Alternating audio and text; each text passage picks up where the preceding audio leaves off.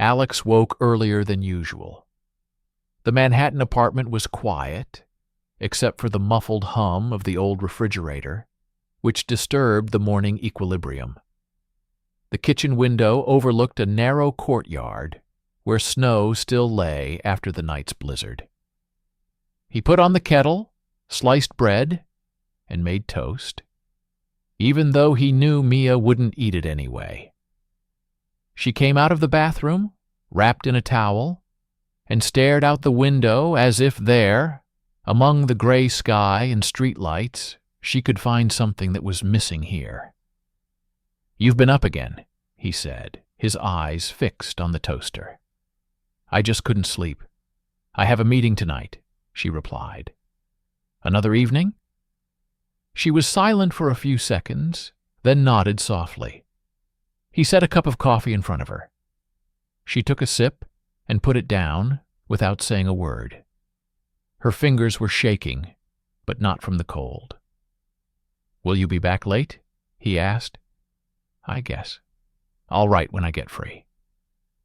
Mia put on her favorite sneakers, hid her phone in the inside pocket of her trench coat, and walked to the door. Her movements were precise, confident. But there was something alien about them, like someone whose mind was no longer there. When the door closed, Alex was left sitting at the table, listening to the lock click softly. The coffee in her cup left a brown imprint along the white porcelain. He looked at that trace and thought that this was probably how relationships disappeared. Not suddenly, not with a fight, but gently and silently, leaving only a thin line that no one had time to erase. After she left, he sat for a long time, not moving. Outside the window, the hum of New York could be heard, rhythmic, even indifferent. In this city, even loneliness had a constant background noise. He tried to work. He opened his laptop, checked his emails, replied to a few messages, but he felt like every word he wrote was dissolving somewhere in the middle of his thoughts about her. Evening came without him noticing. Mia hadn't written. At 7:40 p.m., he checked her location. A small dot appeared on the screen somewhere on the Upper East Side, not far from the restaurant where they had once celebrated their anniversary. His heart clenched painfully. He didn't want to go there, but his feet took him to the subway. He saw her through the restaurant window. She was sitting at a table by the window, opposite a man in a dark gray coat. He was saying something, leaning forward a little, and Mia listened, leaning on her hand, smiling, the smile Alex hadn't seen in a long time. A smile that was lively, relaxed, not strained, like at his house. She was laughing. Alex stood outside, feeling the cold wind creeping under his jacket, but he couldn't tear himself away from the frame. There had been no kissing, no touching, just a silence in which they understood each other better than he and Mia had in the past 6 months. When she leaned closer to him, Alex left. Not because he didn't want to see any further, but because he already knew the end. She returned after 10. He was sitting in a chair without turning on the light. "Aren't you asleep?" she asked quietly, taking off her coat. "No." She stopped in the doorway. "Is something wrong?" "Who were you with?" "With a colleague. We were discussing a project." "With a colleague at the restaurant where we celebrated our first anniversary?" She didn't answer. The silence between them suddenly became thick, like snow falling over a city when the streetlights no longer pierce the sky. "You don't trust me," she said. "And you give me reason to trust you?" he replied. Mia turned away, and he didn't see her eyes flash. That night they slept in different rooms. He heard her soft footsteps as she went into the kitchen, then the sound of the refrigerator closing, then nothing. and only the city outside the window continued to breathe for them. The next few days were the same. She left early, returned late. He worked, then surreptitiously checked her phone while she took a shower. Nothing obvious in the instant messages, just short phrases, no names, no emotions. Later. Okay. I can't now. Sometimes Alex found himself thinking that he wanted to find something to finally end this uncertainty. Suspicion is the slowest poison. It doesn't kill right away, but it sharpens something alive every day. One evening he stopped in front of her phone and couldn't even touch it. His hand was shaking. He realized he had crossed the line, and it wouldn't be easy to get back. The next morning he found a key on the floor by the closet. Small, scratched, not like any of theirs. "What is this?" he asked when she woke up. "Mine," she answered without hesitation. "To what?" "To the office." She turned away, and he saw her shoulders tense. Then he realized that this key wasn't just for a door. It was for a truth she didn't want to reveal. A week later, he followed her again. This time, she went into a house in the East Village where there wasn't even an intercom on the door. He stood opposite, waiting. The light in the windows changed. Time dragged on. And when she looked out the window sometime after 9, not alone, his light had gone out. Her silhouette was clear. She was standing next to the same man. And when he touched her face, she didn't pull her hand away. Alex didn't even move. He stood there until his heart felt heavy like a stone in water. She came back late, her hair smelling of someone else's perfume. He was sitting in the kitchen. "I saw you," he said. Mia was silent. "Say something." "I can't." "Can't you or won't you?" "It doesn't matter." He got up, picked up his coat, but didn't leave. He sat down again. Her eyes were wet, but without tears. "When?" he asked. "I don't know," she whispered. "It happened like everything that happens that we don't have time to stop." Mia didn't find him in the morning. Her cup of coffee was on the table. Next to it was a note. "I don't know if you loved me, but I knew I loved you even when it hurt. I don't know how to divide love in half. I'm sorry." Ah. She read it several times. Then she raised her cup, took a sip of cold coffee, and closed her eyes.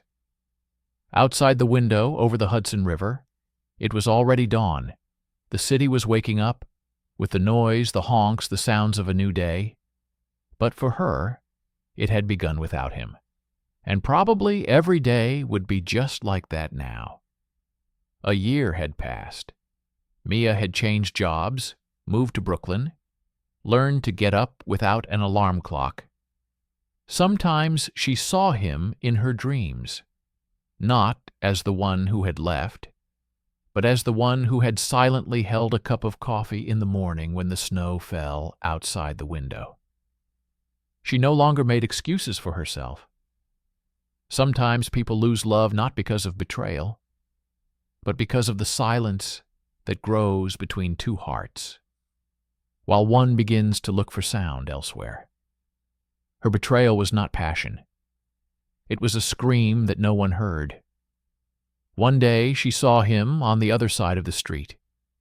He was walking quickly, looking ahead, as if he was hurrying into a new life. She wanted to call out, but she didn't. Her voice had disappeared even as he left the note. She stood and watched him go until the crowd dissolved his figure. And for the first time, she felt the pain that had seemed endless gradually subside. Only a memory remained, warm like coffee that someone had once left unfinished. "Love doesn't die of betrayal. It dies of silence," she wrote on a napkin that evening and put it in her purse. She no longer waited for him to return. And she wasn't afraid if she met him. Because sometimes the highest expression of love is to let the other go and not run after him. 4 years had passed. Alex lived in Brooklyn with Eliza. She had a quiet voice, a calm touch, and no questions about the past. He worked at a startup, went for runs along the river, and learned not to think about who he once loved. Mia had returned to New York after her divorce. She had changed: short hair, dark clothes, a different posture.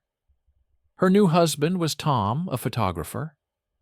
They lived in an apartment overlooking the Hudson, where mornings began not with coffee but with silence. They had met by chance, in a bookstore in Manhattan. He was standing by a shelf of photo albums, she in the next row. When their eyes met, the world grew quieter. "Hello," Mia said. "Hello," Alex replied. She smiled. His heart sank, as it had when she had first said, "I'll be back late." "How are you?" "Fine. You?" "Fine, too." They both knew it wasn't true. There were years between them, new names, strange hands. But inside, the imprint of who they had been still remained. The bookstore smelled of coffee and paper. The noise of the city came from the street, but it sounded like a distant song that no one sang anymore. "Are you still downtown?" she asked. "Yes, and you?" "Out west." "Overlooking the water." He nodded. "Nice." "Sometimes." Their hands accidentally touched as they reached for the book at the same time. She jerked her fingers away. "Yours," she said. "No, take it." He watched her flip through the pages and saw the same habit of pursed lips when she read. On the way out, they stopped at the door. "Do you have someone?" she asked. "Yes." "And you?" "Yes." He smiled faintly. "So we pretended everything was fine." "We just learned to live," she replied. They stood for a few seconds, not looking away. "Are you happy, Mia?" she thought. "I guess. And you?" "Probably." The rain was falling outside the window, short, New York rain, the kind that smells of hot asphalt. He took out his umbrella. "Are you coming?" "No, they're expecting me." She touched his shoulder, short, quiet. "I remember you making me coffee," she said. "And I remember you not drinking it," he replied. They smiled. And they went in different directions. In the evening, Alex stood by the window. Behind the glass, the city lights were shining. Eliza slept, hugging her pillow. He thought that love doesn't disappear. It just changes its address. And on the other side of town, Mia opened an old box of things. There was his note. "I don't know how to love half." She put it back, and for the first time in many years, she said quietly to the empty room, "I know." She put the note back in the drawer, and for the first time in many years, she said quietly to the empty room, "I know." And she didn't understand what exactly she knew, herself, him, or just the fact that everything was over. The first days after meeting her, she walked as if on thin ice. Outside, silence, work, Tom by her side, everything was fine. Inside, small cracks through which old feelings seeped. Not nostalgia, but echoes, like the smell of rain that suddenly reminds you of a house you no longer live in. Tom noticed. His camera stayed off longer than usual. "Are you tired?" he asked once. "Just thinking." "About what?" "About how people change, and what they leave behind." He nodded. He didn't like to delve into the past, and she gratefully took advantage of that. She wrote at night. Not a diary. A story she had made up. About a woman who happened to meet her ex-lover. About how that meeting opened a door that had once been sealed with concrete. Each line began with "she," but the further she went, the more clearly Mia herself emerged through it. On the 10th page, she realized this text wasn't about the past, but about trying to forgive herself. She finished and hid the untitled file. But the story began to act like a virus, silently rewriting everything inside. One evening, while Tom was on set, an unknown number rang. "Is this Lumen Studios?" a female voice asked. "I need Mia Rose." "Yes, I'm listening." "We have an exhibition planned here. New York. Faces After the Rain." "You won't believe it, but one of the authors left a letter for you. His name is Alex." She felt her palm go cold. "For me? Are you sure?" "Yes, your name is on the envelope. Can we send it? Or will you pick it up?" She said she would come herself. The envelope was lying near the reception. Inside were a few handwritten lines. "I'm not looking for anything. I just wanted to say, you were right. You shouldn't have asked who, but where are you lost? I found my coordinates.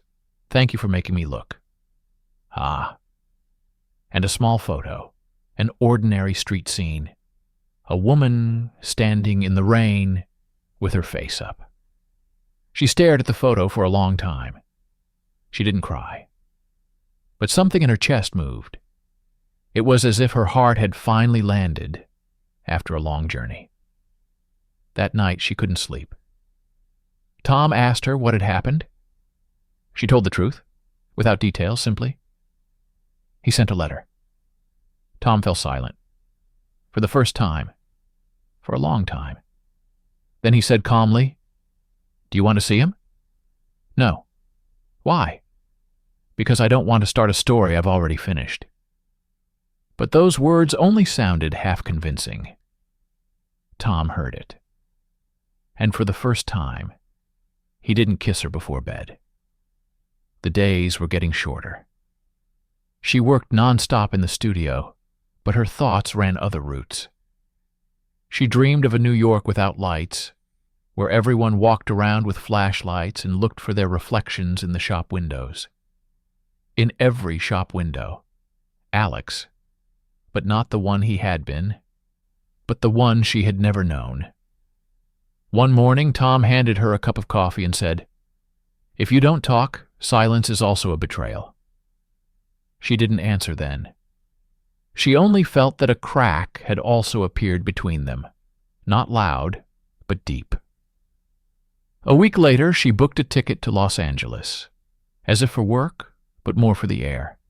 She wanted to see the ocean. She stood on the waterfront for an hour, watching the waves swallow the noise.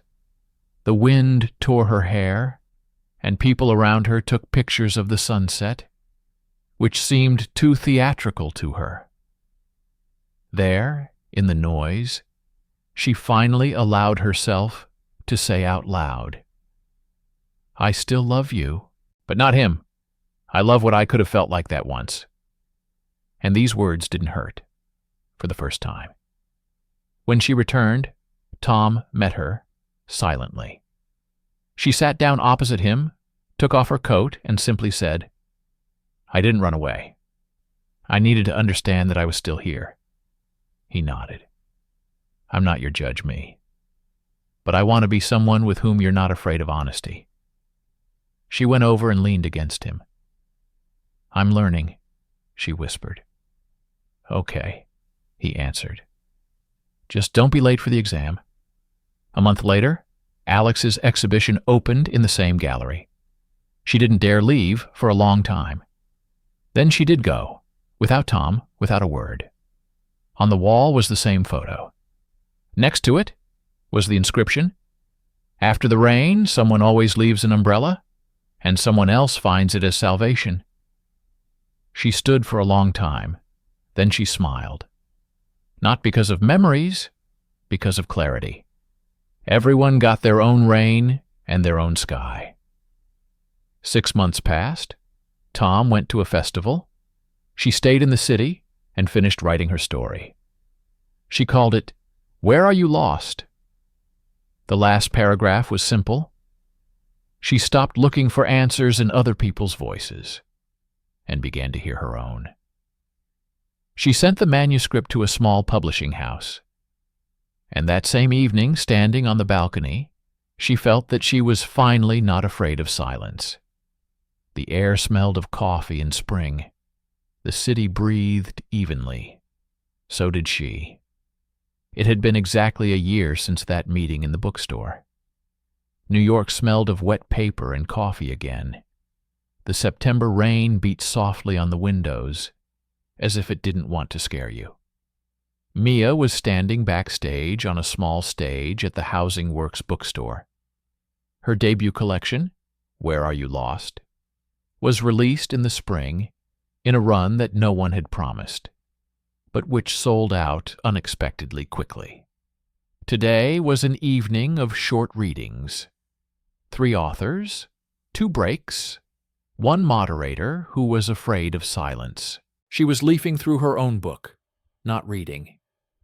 In her head it was simple: speak directly, don't dramatize, don't make excuses. When the moderator announced her name, she came out and saw the hall. Wet umbrellas under the chairs, phones hidden under jackets, several pairs of eyes that had already managed to fall in love with the author without knowing the person. She read 3 short passages. There was no Alex by name, but there was that he who is recognizable without signatures. The applause was even, not theatrical. She bowed and stepped aside. And then she saw him. Alex was standing by the shelf with photo albums, holding her book in his left hand and his hat in his right. He looked a little thinner than a year ago and calmer, like a man who had measured his distance from pain. He looked at her as if the hall had quieted down. "Hello," he said, as they gathered at the merch table. "Hello," she replied. "You came to listen, without a plan." "It's good that there's no plan," she smiled. They didn't hug, but the air between them was no longer foreign. After the show, they went out under the canopy, where the rain was pelting metal, as if someone was uncertainly playing scales. "Shall we take a walk?" he suggested. "Not far. I promised to sign copies for another half hour," she said, but the moderator nodded. "Go. That's what happens when a city knows how to give people space." They went into a small cafe on the corner. He ordered a black one. She ordered one with milk. "I read it." He touched the cover with his finger. "Not right away. Slowly." "I wrote slowly." She nodded. "You left the silence there that I was afraid of." "That's how it was." She sighed. "And you. The exhibition after the rain. That was very honest. The rain washes away what we consider superfluous. It leaves a texture." They smiled at the same time, as if they were rehearsing. And no, they weren't rehearsing. "How was Eliza?" Mia asked. "Good. We broke up in the spring, calmly, without a fight. She said she didn't want to be where I was with someone else, even if it was just a shadow.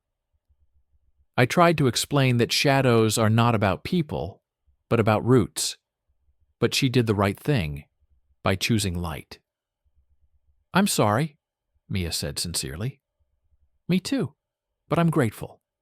She took away from me the role of the person who sits on top of the past and pretends it's a stool." "And you?" "Tom went to Reykjavik for a long shoot. We decided to take a break, and she turned out to be the door outside.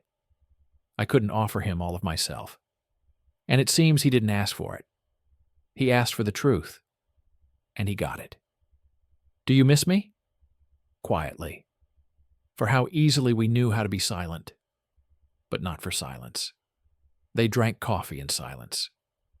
Silence wasn't salt in the wound. It was a cloth that didn't hurt the skin. "If we pretend now that nothing happened," Alex said, "we'll betray those 2 who went through this year honestly." "I don't want to pretend," Mia answered. But I don't want oaths and grand statements. I need rules.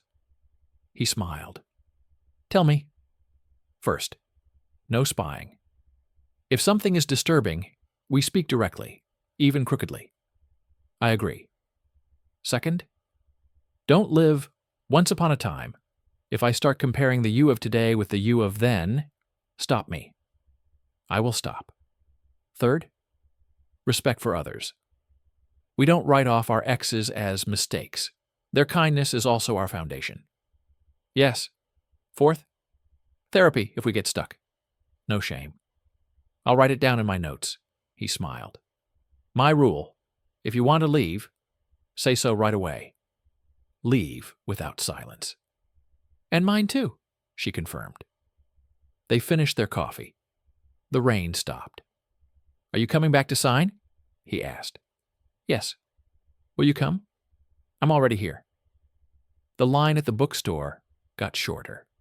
She signed, "Thank you for reading in a voice that is comfortable for you." When he approached, she thought for only a second, then typed, "Alexa, don't turn it around, but live." M. Is that an order? He smiled. This is a request to both of us. He put the book in his backpack, as carefully as one puts a camera in it. They didn't get together and determine the status. They agreed to meet every Saturday, to start with coffee, and not plan where the day would go. They spent the first Saturday at the Museum of Light, the second in her kitchen, making omelets and watching the shadows tremble from the basil sprouts, the third in Brighton, where the water smelled of a childhood they had never shared. But now they were ridiculously pretending it had. Between meetings, there were short messages. Did you sleep? Rain? Eat your soup. Look, there's a cat on the scaffolding. No depth, but that was what built the depth. Once a week, they deliberately had a difficult conversation. About betrayal, about jealousy, about the fear of repeating it, about the shame that clings to the collar. They didn't win these conversations. They endured them. I'm afraid of your silence, he said on the fourth Saturday. And I'm afraid of your desire to know everything, she said. Let's agree on this. My curiosity comes with a question mark, not a sentence. And my silence comes with a warning. I'm here, but I need 3 minutes. They wrote it down in the bridge rules, in a joint note in their phones, which had the funny name Haidakuti. Once they specifically went to the house where they used to live, not to turn around, but to check the lights. They stood opposite and counted the floors. I thought then that if I found out everything about you, it would be easier for me, Alex said. It became harder. And I thought that if I didn't say anything, I would save you, Mia answered. I broke both of them. They were silent just long enough so that silence wouldn't become a tool. Then they bought an apple each from a street stall, took a bite in unison, and laughed not at the joke, but at the fact. We are here, and we are not running away. Each had to finish their previous story honestly. Mia wrote Tom a long letter without beautiful wording. Thank you for the light in difficult rooms. I don't know how to love when I have 2 roots. I choose one, and that's not betrayal. It's respect. Tom replied briefly, I knew it before you did. May you be warm. I'll send you a photo from the bridge when I take it. Alex met Eliza in a cafe near the museum. They spoke calmly. She said she was glad to see him without bruises under his eyes. Find a way to protect what you've been given. Just don't make a virus out of this. Don't let it eat up the rest of your life. He promised not to make a virus out of love. These 2 conversations took the old backpacks off their shoulders. They didn't make things easier, but they allowed us to cover the zippers. On the 8th Saturday, they had a fight. The reason was petty and true. He was late, didn't write, came tense, with someone else's woman's hairpin in his pocket. It turned out he had picked it up from the sofa in the office where a colleague was changing for filming. She saw the hairpin, and a chill from the past rose to her throat. "You know what this means to me," she said, evenly, but her chest was already burning. "I know. And I didn't do anything that I couldn't say out loud," he replied. "I forgot to write. It's my mistake. Then you decide what to do with it. But please don't imagine a film that didn't exist." She was silent for 2 minutes. Her rule was 3 minutes. Then she said, "I don't need an analysis today, but a gesture." He took out his phone, dialed his colleague's number, and said, "You left the hairpin on the sofa. I brought it by accident." He hung up. "That's not proof," she sighed. "But I'm relieved. Thank you." They didn't hug. They walked together in the rain without an umbrella until their clothes started sticking to their backs. And that was better than hugging. She invited him in for the first time in 3 months after the book night, not as a symbol, but as a physical continuation of the conversation. Before that, briefly, "If I get scared, we'll stop," she said. "If I get cramped, I'll tell you," he replied. And they did stop twice, not because something was wrong, but because they were listening. Then they fell asleep. She hadn't had a dream like that without stairs in a long time. In the morning, he made coffee in her cup and didn't mix up the milk. She smiled. It seemed like a small thing, but it was like the corrected spelling of an entire past. They were in no hurry to say "we," but they did specific things together. They chose a common Monday ritual, sending each other a line from what they had read. Wednesdays without phones after 6. A small joint jar for spontaneity. $20 a week for any nonsense. Pizza at 2 in the morning. Tickets to Philadelphia for the day. A book from an antique shop that would never be needed. That's how they learned lightness without irresponsibility. On the anniversary of their book night, they came to the Williamsburg Bridge at dusk. Alex took 2 small metal keychains ships from his pocket. "One is you, the other is me. No locks, no inscriptions, just ships." "We don't hang them here, do we?" Mia smiled. "No, we don't tie anything, we carry them in our pockets. If you want, we'll swap." "I want." She took his boat, he took hers. "I don't have a please come back forever for you," she said. "I have a please be. I don't have a promise not to change." "There is a promise to speak when you change," he replied. They stood there, listening to the subway rumble along the bridge, as someone behind them took a picture of the sky. "Are we together now?" he asked, not as a teenager, but as an adult who knew how to wait for a no. "Together," she said, without guarantees, but together. A few weeks later, they found a small apartment with 2 windows in Brooklyn, not to get together, but to be there sometimes, like in a rehearsal room where they train their hearing and trust. In the living room stood an old lamp that gave off warm light. In the kitchen, a kettle that whistled. And this whistle became a funny password for the day. They didn't know what would happen in a year. They knew that they knew how not to lie to themselves about tomorrow. Every Saturday they set aside an hour for what hurts. Every Sunday, half an hour for what was good. And every day, 5 minutes of silence next to each other, in which you can breathe evenly.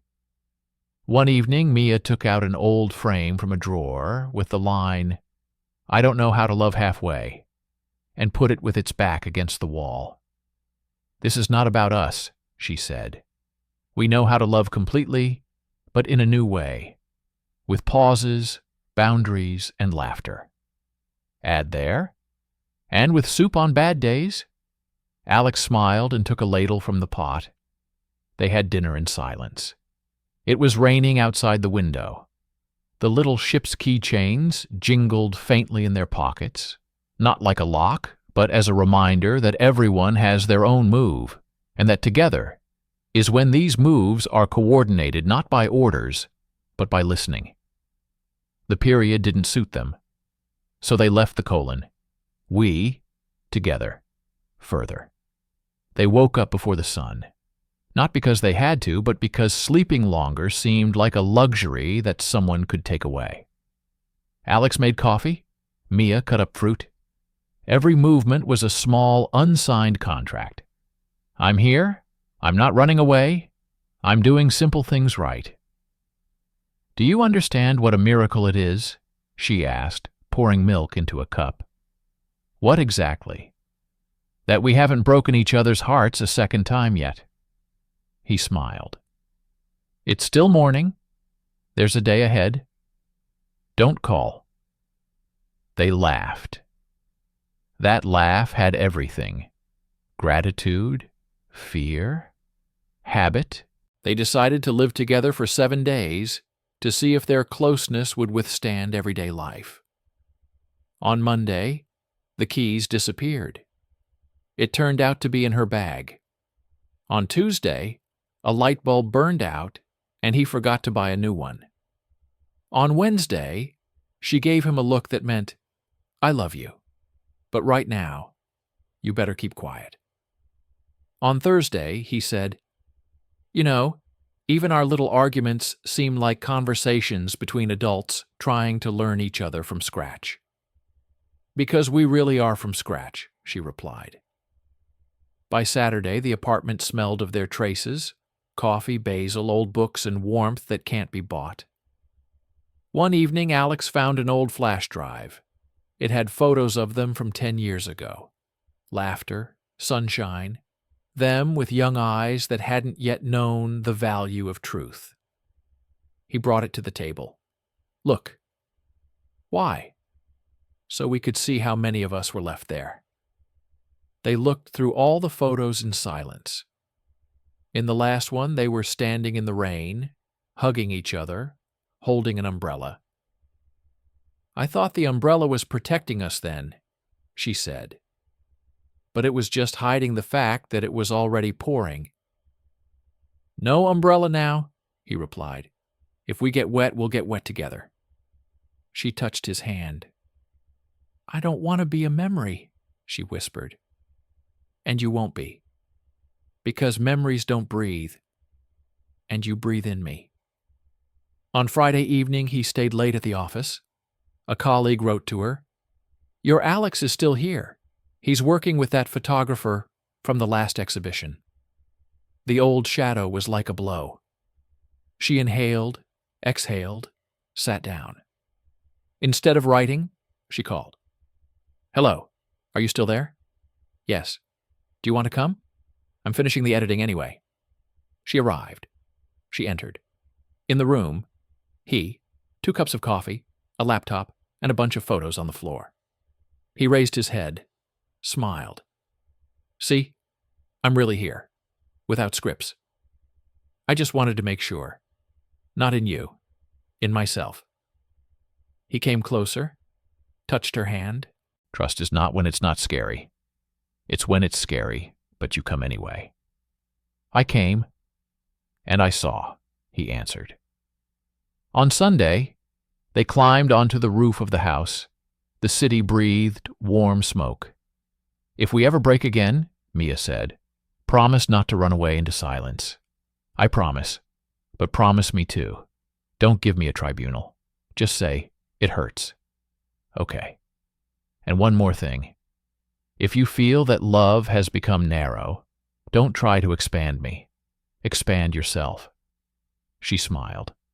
"I don't want to contain everyone inside me anymore. You are not a project. You are a person." And you are not my excuse. You are a reason to be honest.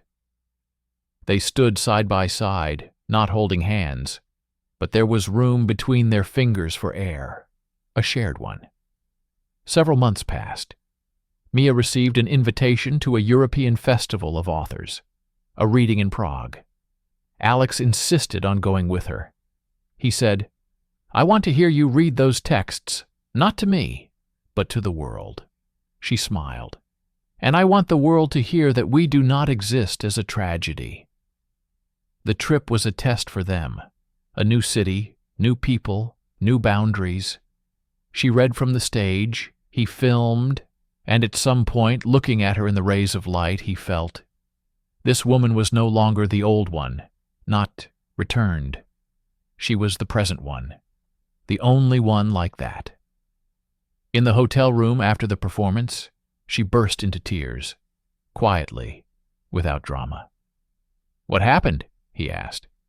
"I think I finally felt that I deserved it. And it was scary." He hugged her. "It's not scary, it's the first time.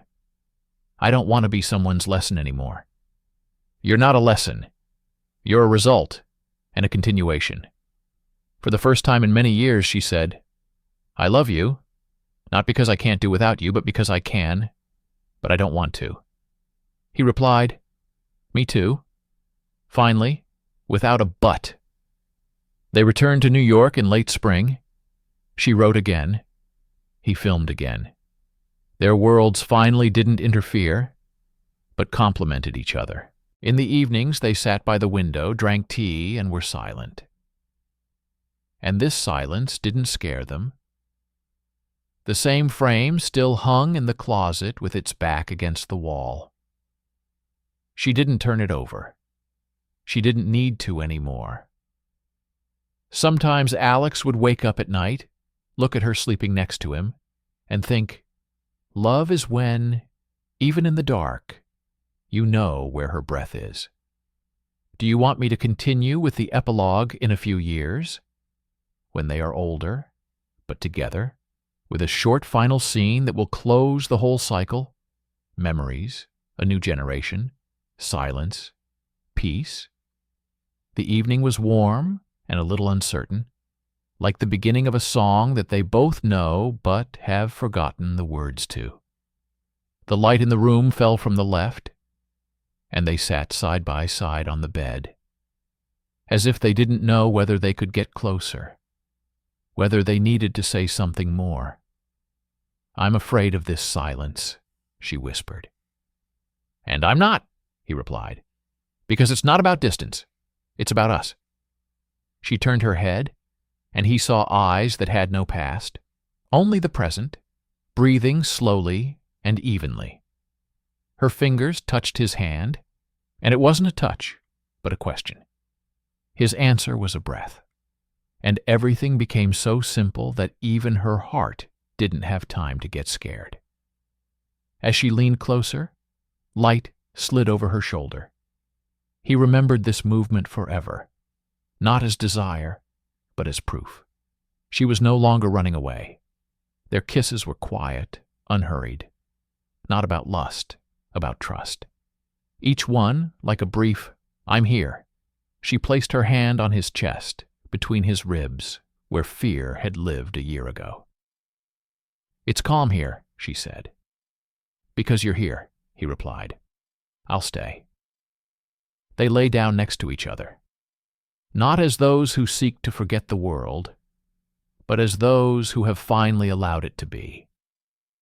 He stroked her hair, and she listened to the rhythm of his heart merge with her breath. That sound was better than any words. Later she asked, "Do you think we can survive the weekdays? If we remember that love is not a reward but a craft, it must be done every day. Then let's learn it together." He nodded and leaned his forehead against hers. Her fingers trembled, but not from fear, from the fact that it was finally possible to let go of control. Alex closed his eyes, and in the darkness they both felt. This was neither the beginning nor the end. This was a point of equilibrium. the place where bodies knew how to be silent, because hearts had already said everything. There had been no victories this night, only two voices that had learned to breathe in unison, and a world that finally didn't seem dangerous. Light crept through the blinds in thin strips, and these strips lay on the blanket, like on a sheet, where someone begins to write a new story, without erasing the old one. He woke up first, not from the noise, but from the silence that was too calm for this city. Mia's breathing next to him was quiet and even. Her hand touched his shoulder as naturally as if it always did. He didn't move. He just listened. He didn't want to scare away the feeling that this was really reality, not a dream, not a repeat. He had the impression that somewhere inside a window had been opened, and the air had rushed in with the smell of coffee, rain, and relief. He remembered how a year ago he had stood alone in this same room, looking out the window, not knowing if he would ever learn not to remember. And now, here she was, breathing beside him, not as a memory, but as an answer. Mia stirred, closed her eyes for another second, and whispered, "What time is it?" "It's early. You can still sleep." "And you?" "I want to be with this feeling for a while." "What?" "That I'm not wrong." She smiled, not opening her eyes. "Don't say it so loudly, or you'll scare him." A few minutes later, they both got up. The room still smelled of night and new beginnings. Mia put on his shirt. It looked funny and ordinary at the same time. "You always look like you're afraid to blink," she said, "because it seems to me that now, if I blink, everything will dissolve." "It won't dissolve. I'm not the kind of person who disappears now." She took 2 cups, poured coffee, and lit the gas. The flame was reflected in her eyes. Alex stood behind her and watched her move around the kitchen, as if in a rhythm that was already in his memory, but now it sounded different, calm. She put the cup in front of him, sat down opposite him. "So, are you sorry?" she said, quietly. "I've never felt like it was a mistake. Even now, when the light is so direct and everything is visible without romance. That's why it's not. Because it's the first time I've seen us without decorations." She looked at him for a few seconds, as if checking if he really believed her. Then she said, "I thought that after everything that happened I wouldn't be able to trust even touch anymore. And now I feel like I can breathe next to you. It's strange, but alive? Yes, very alive." Then she went to the bathroom. She stood in front of the mirror for a long time. Her reflection was calm, but in her eyes there was a slight confusion, like after a deep sleep. Alex appeared in the doorway, leaning against the doorframe. "I thought you ran away." "No, I'm just looking at myself, at this new version of me." "Do you like it?" "I don't know. She's different." "She's real," he said, "and I like her more than any of the previous ones." She came closer, pressed her forehead against his chest. "You have no idea how scary it was to turn around." "I can imagine, because I was afraid you'd change your mind too." "I changed my mind, but not in the same direction." She smiled. They left the house together. New York was waking up slowly. People were walking with coffee. Cars were honking like old guitars. "We look like a couple," Mia said. "And who are we?" "Maybe just people who have learned not to hurt each other." Sounds like a rare species. They went into the bookstore, the same one where they met a year ago. She picked up her book. "Remember when you were standing here?" "I remember. I was afraid to go up then. And now?" Now I'm only afraid of losing the peace we found." They sat by the window, drinking coffee. Each of them had their own thoughts, but strangely enough, their thoughts didn't contradict each other. "Alex," Mia began, "if things ever get hard again, so what? I want you not to leave, not to close yourself off, not to look for another silence. Just tell me what hurts." "Agreed. And you, don't be closed off in your words. I can see when you're swallowing something inside." "Okay, but that's no guarantee that we won't break. And it shouldn't be. Love without risk is a contract, not life." She nodded. Her eyes moistened, but she didn't look away. When they returned in the evening, the apartment already smelled of their traces, of the things that leave a presence: paper, warm fabric, coffee. He spread out the photos he had taken that day on the table. In one, she was laughing, holding her hair from the wind. "Can I print this photo and hang it up?" he asked. "Only if it's unsigned." "Unsigned is more honest." She picked up the photo, looked at it, and said, "You know, for years I've been trying to understand what happiness is, and it seems to be like this, when you're seen not only with your eyes, but also with your memory." He hugged her from behind. "And now we both finally see." After dinner, it started to rain. They went out onto the balcony. The air smelled of stone and light. Mia put her hand under the drops. "Rain used to be a signal of the end for me," she said, "because after it, something always fell apart." "And now?" "Now it's just rain." He smiled. "You have no idea how good it feels to hear that." She took his hand. "Did you notice how quiet it got? It's not silence.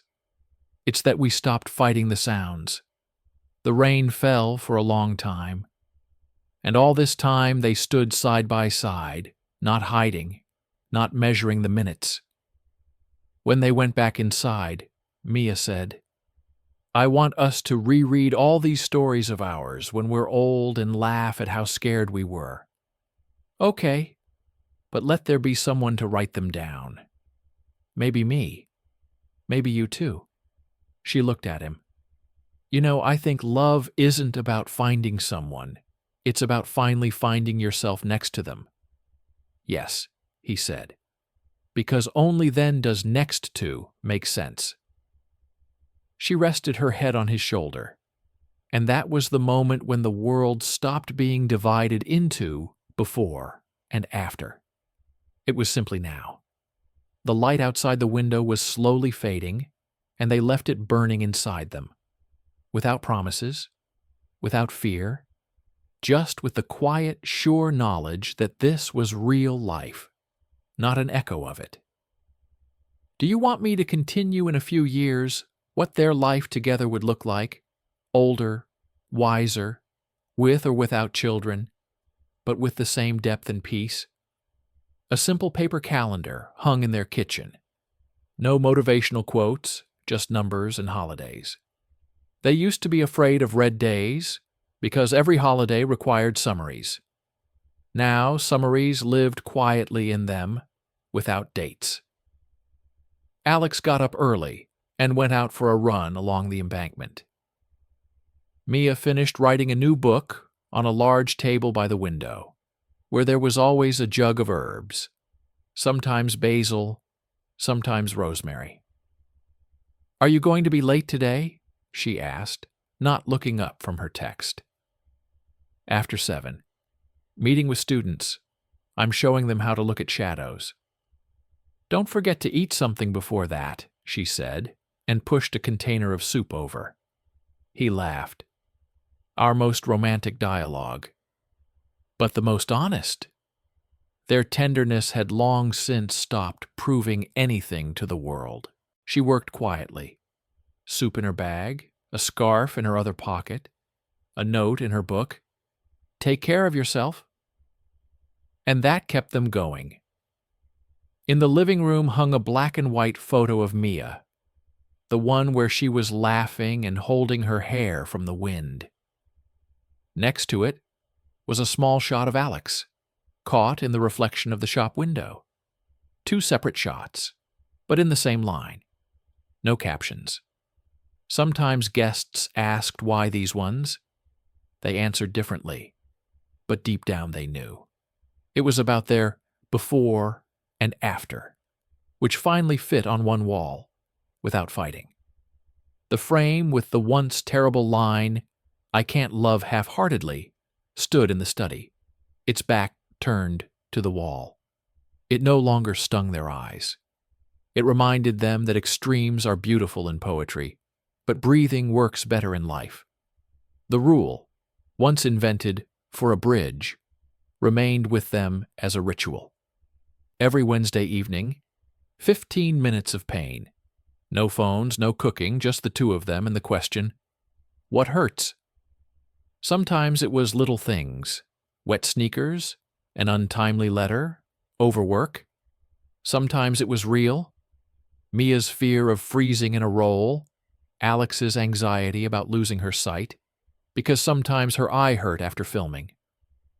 "I'm not a hero," he said then. "I'm afraid. We don't need heroes. We need honest ones," she would answer and put her hand on his neck, where fear is always hotter. The pain didn't go away, but it became shared, less than when you carry it yourself. One day a letter came from Eliza, short and kind. "Congratulations on your new book. I liked the way you listened to the silence between lines." At the end, a photo from the play where her light worked like music. Mia showed Alex the letter first.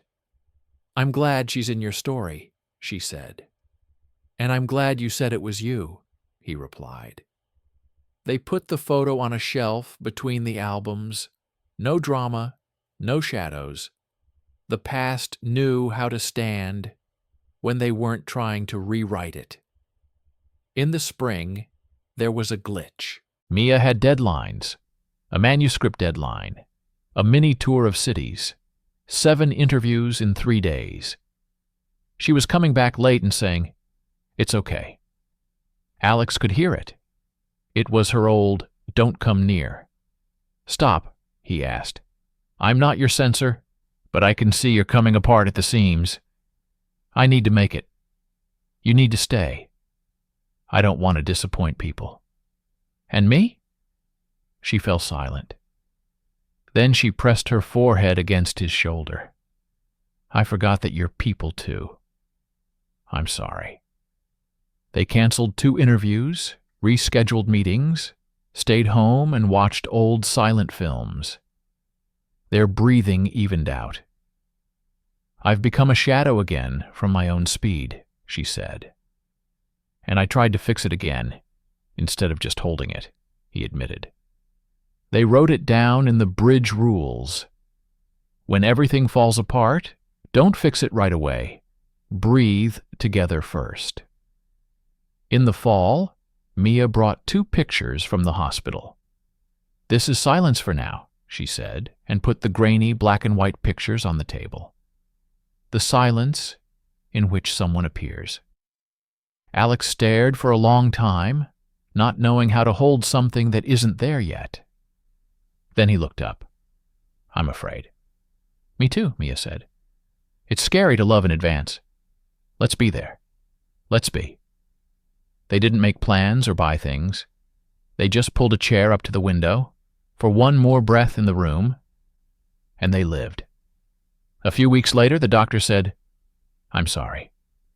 And all the silence they had held in their hands spilled out onto the floor. That evening, they didn't say anything right. They cried, one at a time and together. And then they slept under the same blanket. "It's not our fault," he whispered in the darkness. "I still blame myself," she answered honestly. "Then I'll be there until the guilt wears off." "Be," she asked. In the morning, they did what they did best. They made coffee, hung out the laundry, wrote a letter they had been putting off for a long time, and went to the embankment to listen to the water. The silence returned slowly, but it did. Alex took a course for teenagers called Photography for Those Who Don't Consider Themselves Beautiful. Mia had come up with the name, and it worked. At the first class, a guy in a hoodie said, "I never come out well." Alex handed him a camera. "Try to take pictures as if you were the light. Not yourself, the light." The guy took a picture and smiled for the first time. In the evening, Alex brought the photos home. Mia stared at them for a long time. There, people learned not only to pose, they learned to be. "You're healing," she said.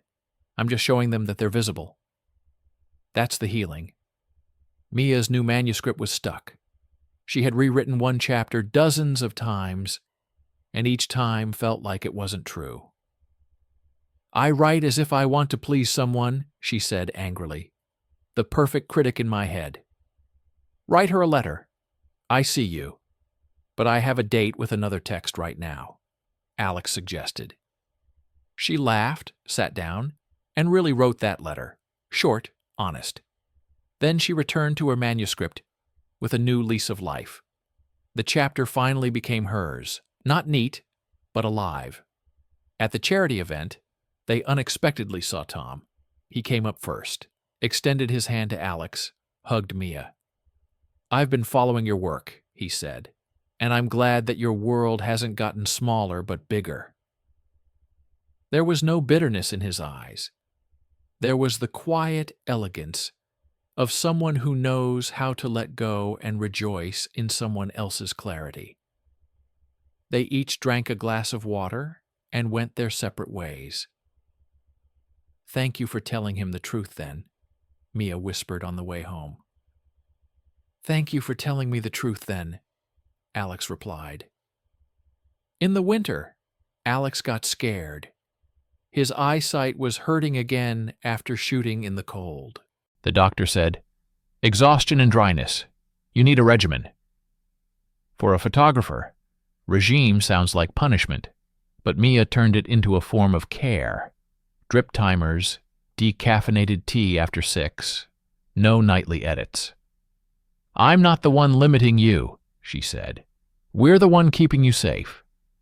"I like we more than should," he smiled. A month later, everything was back to normal.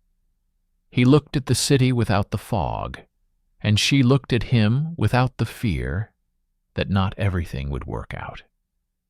On the anniversary of that same book night, they returned to Housing Works. The coffee shop smelled the same.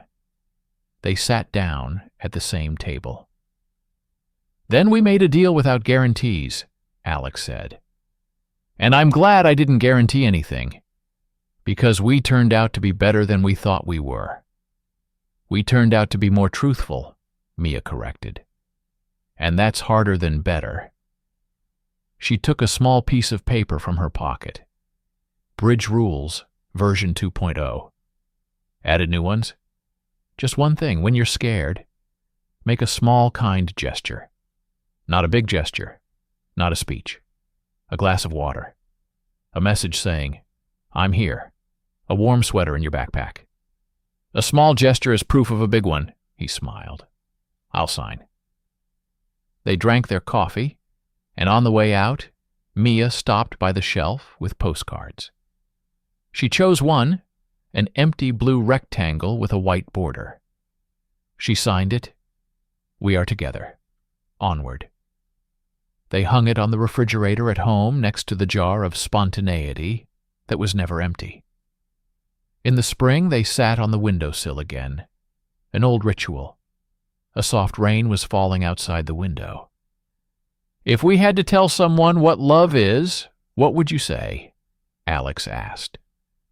Mia thought about it and answered, "It's when you never stop being amazed by the simple thing, that a person is there." "And you?" she asked him. "It's when you don't try to remake the silence to suit yourself, but learn to hear it." They sat for a long time, The same little ship keychains jingled softly in their pockets, now worn, with scratches that looked like small maps. "We are together. Onward," it read on the refrigerator, and this onward no longer scared them. It wasn't about eternity or promises, but about the craft of love they made every day. Soup in a bag, a warm sweater, a kiss on the temple that hurts on Wednesdays, a frame that sits quietly on a shelf, and a bridge that can support their weight without locks or oaths. It wasn't a happy ending. It was a happy continuation, the same thing they had once feared, and that they had learned to create with their own hands. They lived through many more seasons together, without storms, without triumphs. Simply days that turned into years. Everyone had their place. Her books on the shelf, his cameras on the windowsill, 2 cups by the stove. Their love didn't shine brightly. It shone constantly. And that was all its power. Mia learned not to be afraid of the ordinary. Alex, not to look for drama to make sure that feelings were real. They both understood. The most important thing is not that a person ever left, but that they were able to return and stay no longer because of guilt, but because of peace.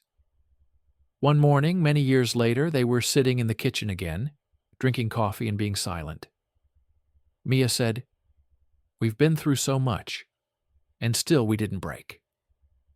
Alex replied, "We just learned not to fight each other when it's hard." She smiled. "Then that's love?"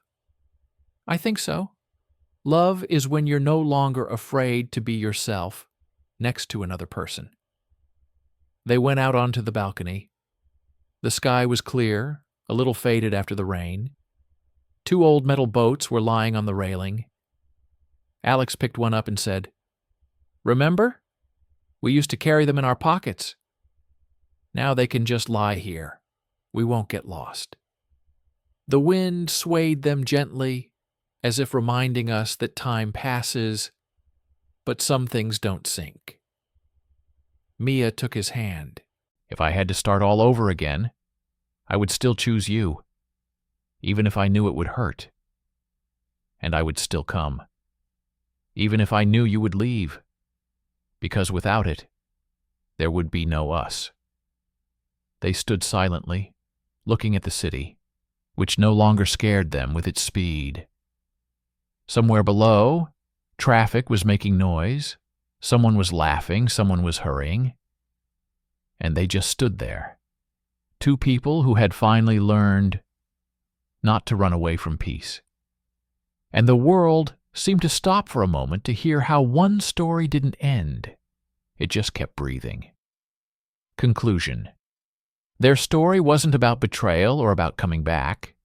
It is about adulthood, in which love ceases to be a storm and becomes a home. That forgiveness is not forgetting, but permission to live on. That true intimacy is not loud, but quiet. It grows not from passion, but from care.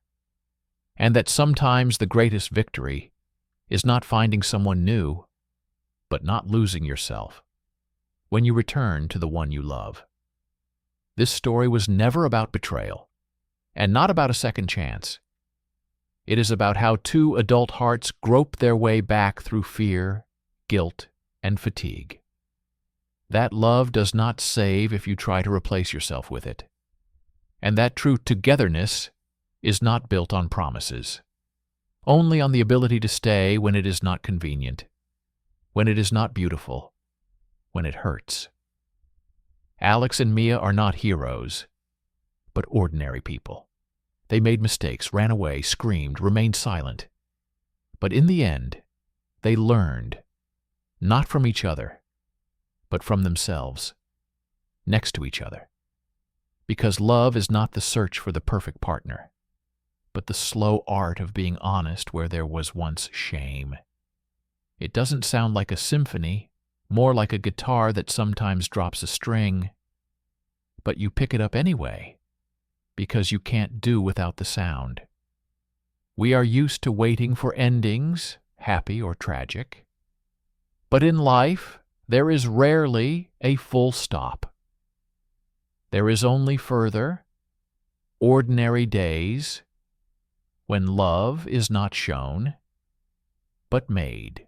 In a bowl of soup, in the word, come back carefully, in a hand that doesn't let go when it's hard. And perhaps that's why this story was worth all the pain. Because it reminds us, even those who once broke each other's hearts can learn to build from the rubble not a wall, but a home.